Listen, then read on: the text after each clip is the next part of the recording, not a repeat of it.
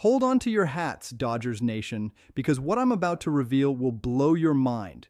We're talking about a seismic shift in the baseball landscape, a move so bold and so perfectly calculated that ESPN analysts are literally saying no one can stop the Dodgers now. This isn't just another free agent rumor or some speculative hot stove chatter. This is real. This is happening, and this could be the move that cements a dynasty for the ages. The Los Angeles Dodgers are aggressively pursuing Toronto Blue Jays star Bichette in what sources are calling a massive $189 million deal. Yes, you heard that correctly. The back-to-back World Series champions aren't taking their foot off the gas. They're not sitting back and admiring their rings. They're going for the throat. They want a three-peat, something that hasn't been done in over 2 decades, and they've identified the exact player who can make it happen. This isn't just about adding another name to the roster. This is about surgical precision in roster construction. This is about identifying the one glaring weakness on an otherwise dominant team and obliterating it with one of the most underrated offensive forces in baseball. Bichette represents everything the Dodgers need right now: elite contact skills, consistent production, clutch hitting, championship experience despite being just 27 years old. And perhaps most importantly, the ability to play second base at a level that would immediately transform the Dodgers' infield from good to absolutely elite. Let me paint you a picture of what this lineup would look like. Imagine Shohei Ohtani, the best player on planet Earth, flanked by Mookie Betts, Freddie Freeman, and now Bichette. That's not just a murderer's row. That's an absolute gauntlet of elite hitting that would make opposing pitchers lose sleep at night. There would be no easy outs, no breathers, no spots in the order where you can relax and throw fastballs down the middle. Every single at-bat would be a battle, and the Dodgers would win most of them. But before we dive deep into why this move is absolutely genius, let's talk about the elephant in the room. Why does second base matter so much? Why is this position the key to everything? The answer is simple but stark. Second base has been the Achilles heel of this Dodgers team for 2 consecutive seasons. While they've had enough firepower everywhere else to mask the deficiency, it's been painfully obvious to anyone watching closely that this position has been a black hole in the lineup. Let's look at the cold, hard numbers. During the 2025 season, Dodgers second basemen collectively hit just .239. That's not good. That's actively bad. They ranked 24th in Major League Baseball in OPS at that position. 24th. Out of 30 teams. For a roster that prides itself on having elite hitters at every position, that's unacceptable. But it gets worse. In the postseason, when the lights are brightest and the pressure is highest, second base became even more of a liability. The production from that position dropped to .233, and after the wild card round, it plummeted to a horrific .213. Now, the Dodgers still won the World Series, so you might be thinking, why does it matter? Here's why. They won in spite of that weakness, not because of it. Their starting rotation was phenomenal. They hit timely home runs in crucial moments. But there were stretches where the offense struggled for consistency, where they couldn't string together quality at-bats, where they desperately needed someone to just get on base and keep a rally going. That's what Bichette brings to the table. He's the missing piece that turns a championship team into a juggernaut. Dave Schenfield of ESPN broke down the situation perfectly when he wrote that, while the Dodgers hit enough home runs to win the World Series, the starting rotation really carried them to the title.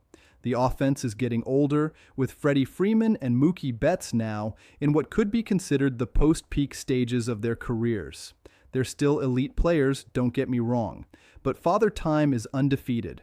Adding a young, productive bat like Bichette's doesn't just fill a hole, it injects youth, energy, and consistency into a lineup that needs all three. Now let's talk about Bichette the player, because his story is fascinating. After a down year in 2024 where he hit just .225 and was 30% below league average, many people wondered if he was a one-dimensional player who had been figured out. The whispers started. Maybe he wasn't as good as we thought. Maybe that initial success was a fluke. Maybe teams had adjusted to him and he couldn't adjust back. Then 2025 happened, and Bichette absolutely silenced every single doubter. When healthy, he was 34% above league average. 34%. That's not just good, that's elite. His strikeout rate dropped to the lowest mark of his career. His chase rate, which measures how often a hitter swings at pitches outside the strike zone, fell to a career low. His contact rates both in the zone and on pitches outside the zone reached career highs. By every single meaningful metric, Bichette was one of the best pure hitters in baseball. The only thing that held him back was injury. He sprained his PCL on September 6th, which ended his regular season prematurely. That's a tough break for any player, but especially for someone in a contract year trying to prove his worth. But here's where the story gets even better. Bichette didn't play again until the World Series, and when he did, he was clearly hobbled. He was limping between bases. He couldn't move laterally the way he normally does.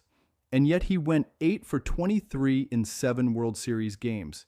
He walked 4 times and struck out just 4 times, showing remarkable plate discipline despite playing hurt. And in the biggest moment, Game 7 of the World Series, he crushed a massive 3-run home run that helped propel the Blue Jays to their championship. That's the kind of player the Dodgers want. That's championship DNA. That's someone who performs when everything is on the line. That's exactly the type of mentality that fits perfectly with the Dodgers' culture of excellence. Now here's where the move gets really interesting from a strategic standpoint. Bichette has primarily been a shortstop throughout his career, and to be blunt, his defensive numbers there have been rough. Last season, he posted -12 defensive runs saved and -13 outs above average at short. Those are not good numbers.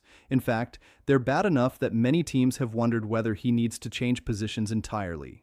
But here's the genius of the Dodgers' plan. They don't need him at shortstop. They have Mookie Betts there, and Mookie just had an absolutely remarkable season at short, finishing 3rd in Gold Glove voting in his first full year at the position. What the Dodgers need is for Bichette to play second base, which is exactly what he did during the Blue Jays World Series run. And guess what? He looked completely natural there. He hadn't played the position regularly since his minor league days, yet he stepped in seamlessly and performed well defensively while maintaining his elite offensive production. Moving Bichette to second base solves multiple problems simultaneously. It takes the defensive pressure off him, allowing him to focus on what he does best, which is hit. It keeps Mookie at shortstop, where he's proven he can excel. It stabilizes the entire infield defensively, and most importantly, it gives the Dodgers exactly the offensive consistency they've been desperately lacking at second base for 2 straight years. But this move also raises a fascinating question about Mookie Betts' future. Mookie accomplished something truly special in 2025. At over 30 years old, he transitioned from the outfield to shortstop, which is widely considered the most difficult defensive position in baseball, and he not only survived but thrived. He proved every single doubter wrong. He showed that age is just a number, and that elite athletes can still learn new positions and excel at them. The question now becomes, has Mookie scratched that itch? Did he prove what he needed to prove? Because here's the reality. If Mookie's last play at shortstop was that 6-3 double play to end the World Series, what a way to go out. He could ride off into the sunset, move back to second base or the outfield, and no one could ever question his defensive versatility or commitment to winning again. And here's why that matters. As great as Mookie's defense has been throughout his Hall of Fame career, and he's a 6-time Gold Glove winner in right field, his true value has always been his bat. If Mookie Betts had played this level of defense his entire career, but been just an average or slightly above average hitter, he wouldn't sniff the Hall of Fame. It's the combination of elite defense and elite offense that makes him special. But last year, while his defense was phenomenal, his offense was just solid. He finished with a 104 weighted runs created plus, meaning he was 4% above league average. That's good, but it's not vintage Mookie. The Dodgers owe Mookie Betts $235 million through 2032. That's 7 more seasons and a massive financial commitment. They need to maximize his value over that stretch.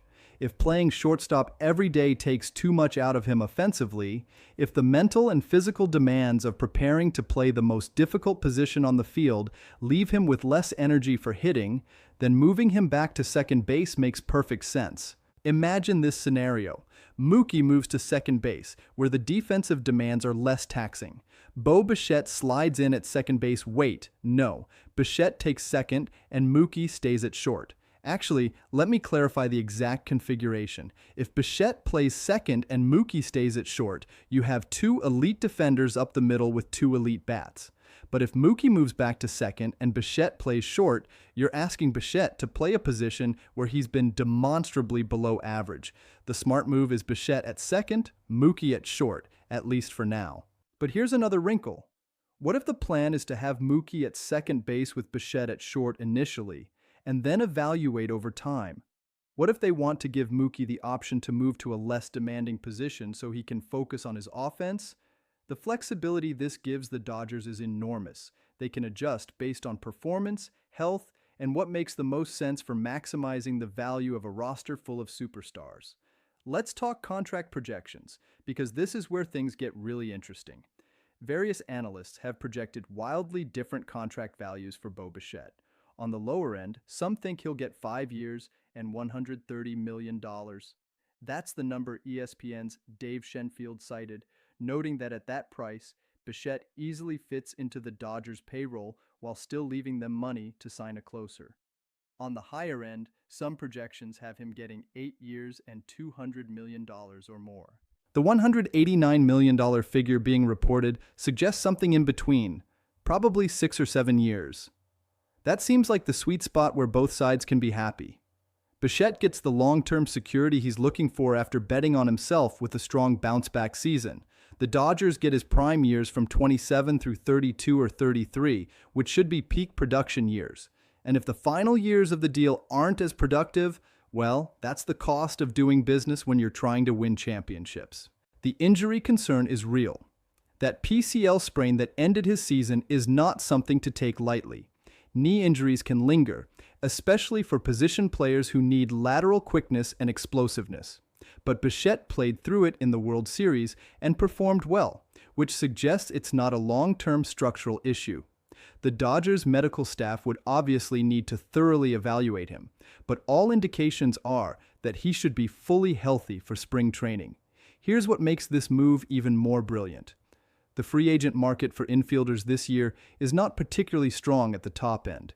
Alex Bregman is out there, but he's older and will command a massive contract. Pete Alonso is a first baseman, which doesn't help the Dodgers. There aren't a lot of elite middle infield options available. So if you're the Dodgers and you want to upgrade second base, Bichette represents one of the best available options and potentially the best fit for what they need. The alternative would be to stand pat with what they have or try to make a trade. But why trade away prospects when you can simply sign a free agent who fills your exact need? This is exactly the type of move that separates great organizations from good ones. The Dodgers identified a weakness. They found the perfect player to address it, and they're willing to spend the money necessary to make it happen. Now let's talk about what this means for the rest of the roster. If the Dodgers sign Bichette, it gives them incredible flexibility in how they approach the rest of the offseason. They wouldn't need to pursue another high-profile infielder. They could focus their remaining resources on the outfield, where they have some question marks, or on the bullpen, where they could use an elite closer. Names like Kyle Tucker and Cody Bellinger have been floated as potential targets. Imagine if the Dodgers signed Bichette and then trade for Tucker or sign Bellinger. Suddenly you're looking at a lineup that's almost unfair. Ohtani, Betts, Freeman, Bichette, and either Tucker or Bellinger. That's 5 legitimate all-star caliber hitters in the same lineup. How do you pitch around that? The answer is, you can't. You just have to execute pitches and hope for the best. The conversation around Japanese players is also fascinating. Multiple elite Japanese players could be coming to Major League Baseball this offseason, including Munetaka Murakami, who broke Sadaharu Oh's 60-year-old home run record, and pitcher Tatsuya Imai, who some scouts compare to a Yoshinobu Yamamoto starter kit. The Dodgers already have a massive advantage in recruiting Japanese players thanks to having Ohtani and Yamamoto on the roster. Adding more talent from Japan would only strengthen their position as the premier destination for international stars. But let's bring this back to Bichette. The Blue Jays' World Series run showcased something that the Dodgers clearly noticed and value. Toronto succeeded because they combined elite contact skills with power. They put the bat on the ball at high rates, but they also hit it hard when they made contact. It wasn't one or the other. It was both. They had their cake and ate it too. Bichette embodies that philosophy perfectly.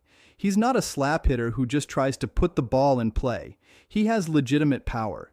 He can drive the ball into gaps. He can hit home runs. He can drive in runs. But he also doesn't strike out at alarming rates like so many modern hitters. In an era where strikeout rates are through the roof across baseball, having multiple hitters who consistently put the ball in play is a competitive advantage.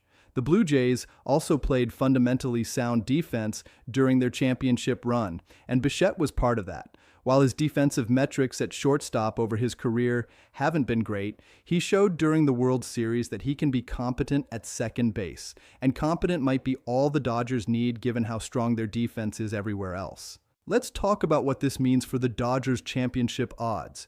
They're already widely considered favorites to win the World Series in 2026.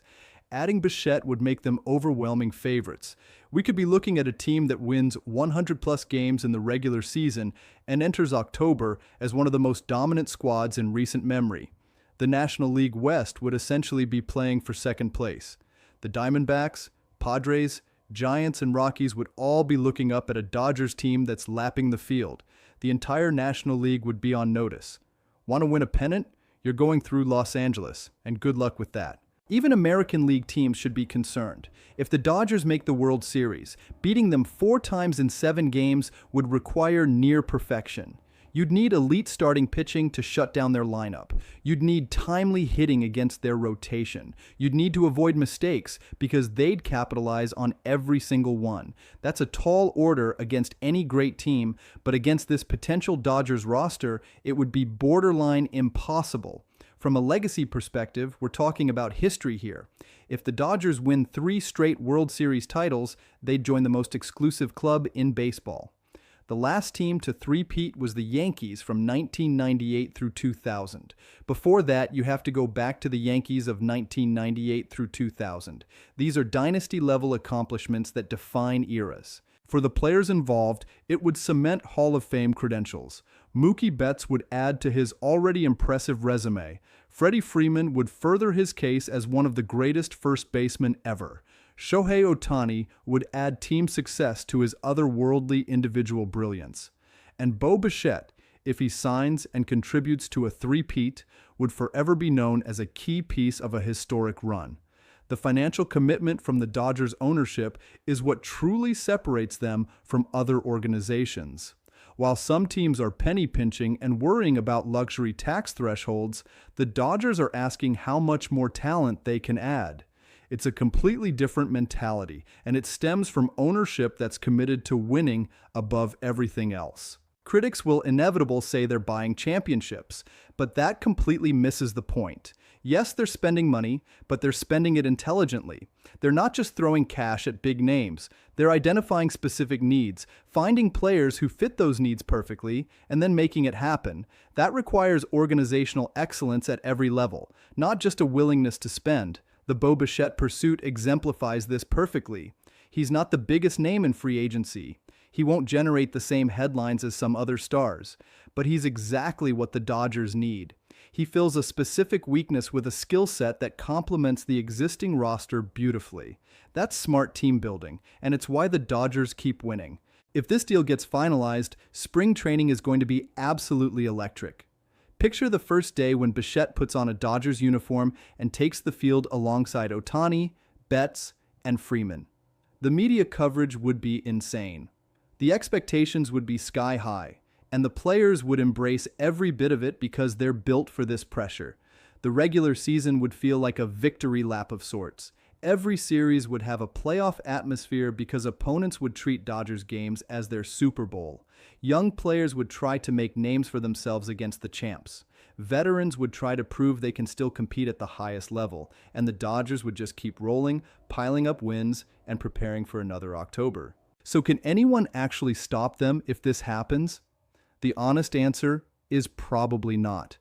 Barring catastrophic injuries or some kind of historic collapse, the Dodgers with Bo Bichette would be prohibitive favorites. They'd have the best roster in baseball, the deepest farm system, the smartest front office, and the financial resources to address any issues that pop up. That's a recipe for sustained dominance. Other teams would essentially be hoping for miracles. Maybe a wildcard team gets hot at the right time. Maybe a starting pitcher has a career month in October.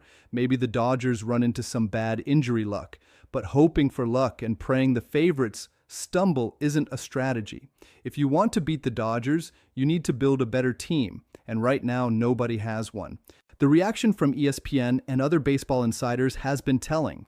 Analysts who usually hedge their bets and avoid bold predictions are saying things like, "No one can stop them now." That's not hyperbole or hot take clickbait. That's honest assessment of what's happening. The Dodgers are building something truly special, something that could define an entire era of baseball, and Bo Bichette might just be the final piece. The next few weeks will be absolutely crucial. Winter meetings are right around the corner. Free agency will heat up quickly. The Dodgers will make their intentions crystal clear, and if they land Bo Bichette, the message to the rest of baseball will be unmistakable. We're not satisfied, we're not done, we want more, and we're going to get it. What do you think about this potential blockbuster? Would you play Bichette at second base immediately, or would you experiment with different configurations? Where would you bat him in the lineup? Should he lead off to maximize his contact skills, hit second to set the table for Ohtani, or bat behind Ohtani to drive in runs? Would you commit to a 7 or 8 year contract for a player entering his prime? Does this move make the Dodgers clear favorites for a historic three-peat? Drop all your thoughts in the comments section below. I want to hear every opinion, every hot take, every bit of analysis. This is what makes baseball great. The debates, the speculation, the passionate discussions about roster construction and championship windows. Before you leave, make sure you smash that like button and subscribe to this channel. We're pushing hard to reach 12,000 subscribers, and we're so close.